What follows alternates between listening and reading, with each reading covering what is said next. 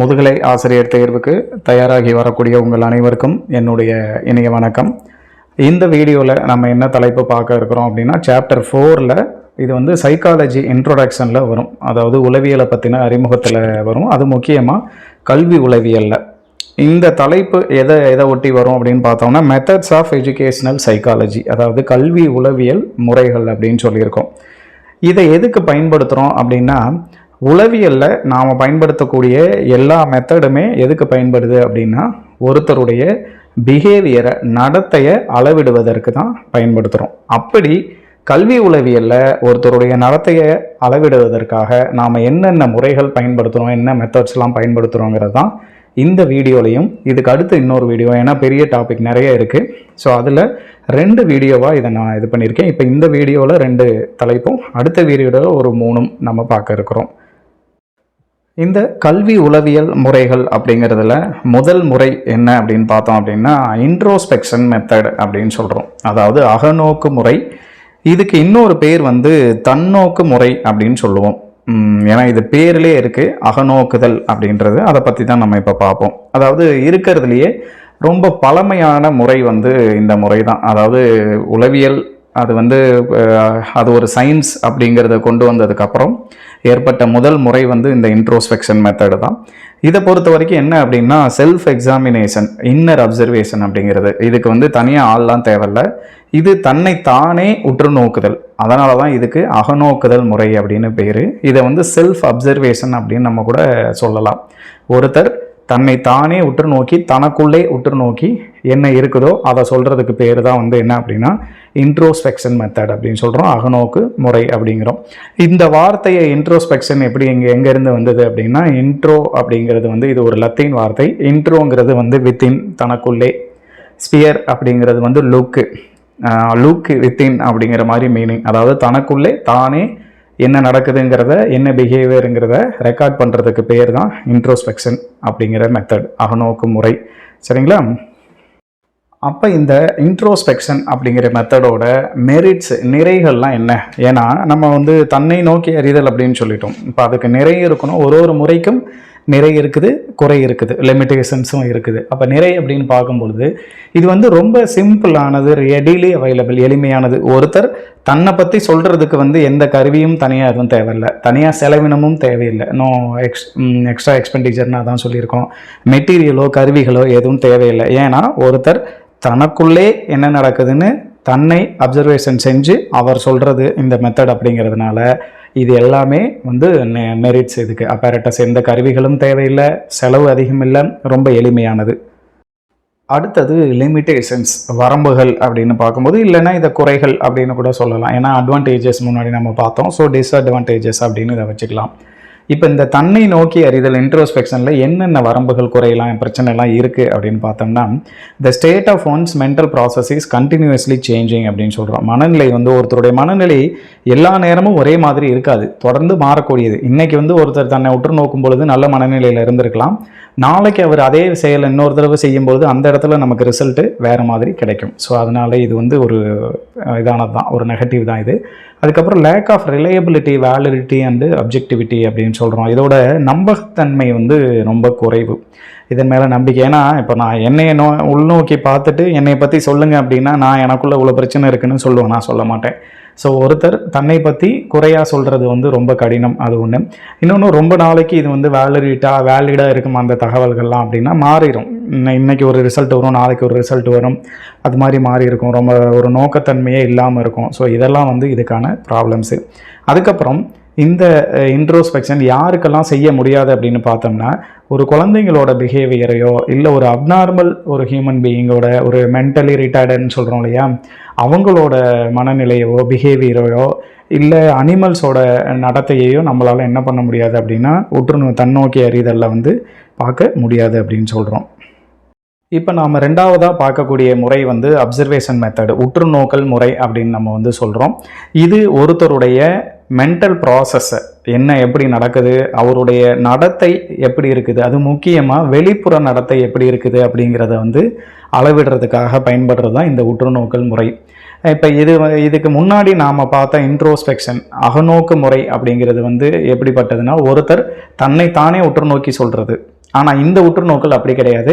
நம்ம ஒரு பையனை வந்து நாம் உற்றுநோக்கல் பண்ணுறோம் அப்படின்னா அந்த பையன் ஒரு இயற்கையான சூழலில் எப்படி நடந்துக்கிறான் அப்படிங்கிறத நாம் வெளியே இருந்து அவனை அப்சர்வ் பண்ணி நம்ம அதுக்கான ஒரு ரிப்போர்ட்டை ரெடி பண்ணுறது, அதுதான் வந்து உற்றுநோக்கல் முறை. சொல்லப்போனால் உளவு பார்க்குறது, வேவு பார்க்குறதெல்லாம் சொல்லுவோம் இல்லையா, அந்த மாதிரி முறைக்கு பேர் தான் உற்றுநோக்கல் முறை அப்படின்னு பேர்.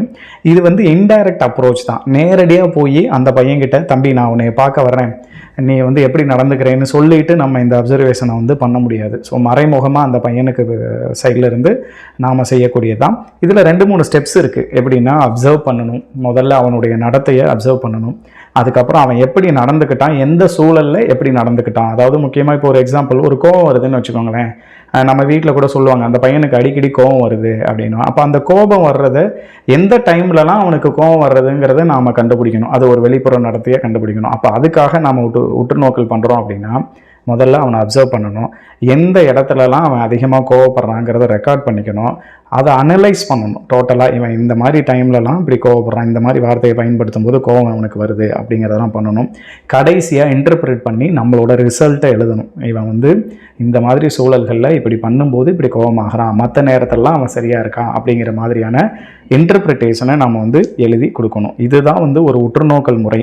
நாம் வந்து வெளிப்புற நடத்தையை தான் அளக்கிறோம். அந்த பையன் ஒரு இயல்பான சூழ்நிலையில், இப்போ உதாரணத்துக்கு எங்கேயோ ஒரு பையன் விளையாடுறான், அந்த பையன் விளையாடும்போது ஒரு கூட்டமாக ஒரு பிஹேவியர் நடக்கும்போது நாம் போய் அப்சர்வ் பண்ணுறோம். இதுக்கு என்ன, இந்த உற்றுநோக்கல் முறையோட முக்கிய காரணம் என்ன அப்படின்னு பார்த்தோம்னா, ஒரு பையன் இப்போ சப்போஸ் வீட்டில் இருக்க மாதிரியே வெளியே இருக்க மாட்டான். அப்போ வெளியே ஒரு குரூப் ஆக்டிவிட்டி பண்ணும்போது அவனுடைய நடவடிக்கை பயங்கரமாக இருக்கும். ஆனால் தனியாக அவன் ஒரு ஆளாக இருக்கும் பொழுது அவனுடைய நடவடிக்கை வந்து ரொம்ப அமைதியாக இருப்பான். இந்த மாதிரிலாம் நாம் தெரிஞ்சுக்கணும் அப்படின்னா அதுக்கு இந்த உற்றுநோக்கல் முறை தான் வந்து சிறந்தது அப்படின்னு சொல்கிறோம். இந்த உற்றுநோக்கல் வந்து 3 முறைகளில் பண்ணுறாங்க. ஒன்று வந்து பார்ட்டிசிபேஷன், நான் பார்ட்டிசிபேஷன் ஒன்று, அதாவது பங்கேற்பு, பங்கேற்காத உற்றுநோக்கல் அப்படின்னு ஒன்றுட்டு. அதாவது பங்கேற்பு அப்படின்னா நாம் நேரடியாக அந்த அப்சர்வேஷனில் உற்றுநோக்கலில் பங்கெடுத்துக்கிட்டு ரிப்போர்ட்டை ரெடி பண்ணுறது. இன்னொன்று, யாராவது ஒருத்தர் சொல்கிறத வச்சு நாம் ரெடி பண்ணுறது, பங்கேற்காத அப்படின்னு சொல்லலாம். அதுக்கு அடுத்து வந்து நேச்சுரல் அண்டு ஆர்டிஃபிஷியல் அப்படின்னு சொல்கிறோம். இயற்கையான சூழலில் ஒரு பையனை அவன் வந்து இப்போ சப்போஸ் ஒரு விளையாண்டுக்கிட்டு இருக்கான், அந்த விளையாடுற இடம் வந்து இயல்பான சூழ்நிலை, அந்த மாதிரி சூழலில் வந்து அவனை நாம் அப்சர்வ் பண்ணுறது ஒன்று. இன்னொன்று, அதுக்குன்னு நாம் ஒரு செட்டப்லாம் ரெடி பண்ணி அந்த இடத்துக்கு வர வச்சு நாம் பண்ணுறது வந்து ஆர்டிஃபிஷியல், செயற்கையான அப்படின்னு சொல்கிறோம். அதேமாதிரி ஷெட்யூல்டு, அன்ஷெட்யூல்டு அப்படின்னு சொல்கிறோம். திட்டமிட்டு இன்றைக்கி வந்து இந்த டைமில் இந்த மாதிரி அவன் நடந்துக்க போகிறான், அதை நான் போய் பார்க்க போகிறேன்னு பிளான் பண்ணி போகிறது வந்து ஷெட்யூல்டு, அந்த டைமெல்லாம் வச்சுக்கிட்டு.